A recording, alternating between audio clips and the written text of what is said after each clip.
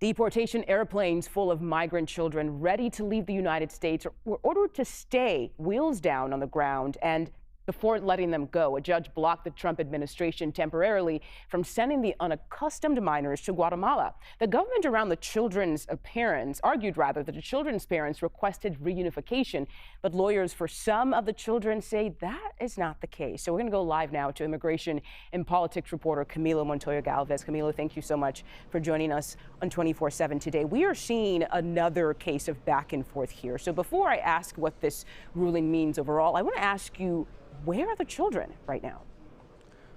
Hi, Mugo. Good morning. The children remain in the custody of the Office of Refugee Resettlement here in the U.S. That federal agency is in charge of housing unaccompanied minors who enter the country without permission and without their parents or legal guardians. And that agency houses these children in shelters or foster homes. So they remain on U.S. soil while this case is litigated in federal court. Okay, so we know the Trump administration is threatening more ICE agents in Chicago, and that could happen any day now. Do we know anything about these plans yet? And if other cities are on the list for possible ICE raids, especially when you consider the ruling from a judge?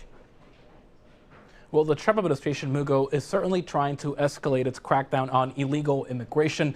Two Department of Homeland Security officials tell CBS News that the agency has indeed made internal plans and preparations to launch a major escalation and increase in immigration enforcement operations in the Chicago area, targeting people who are suspected of being in the country illegally. We are told by these sources that that operation could echo the operations that we saw being conducted by Border Patrol and ICE earlier this year in the Los Angeles area that, as you know, Mugo, triggered those massive protests in that region against ICE activity. We're also told that the Department of Homeland Security has requested from the Department of Defense that a military installation in Illinois be used as a staging area of sorts for this operation. We'll see if that actually materializes.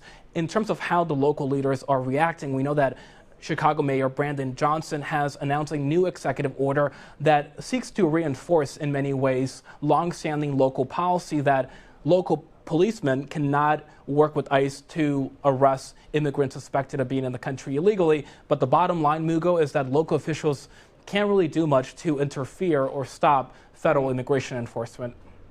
We shall wait and see if and when those troops actually do make it to Chicago. Camilo Montoya-Galvez, thank you so much for your reporting.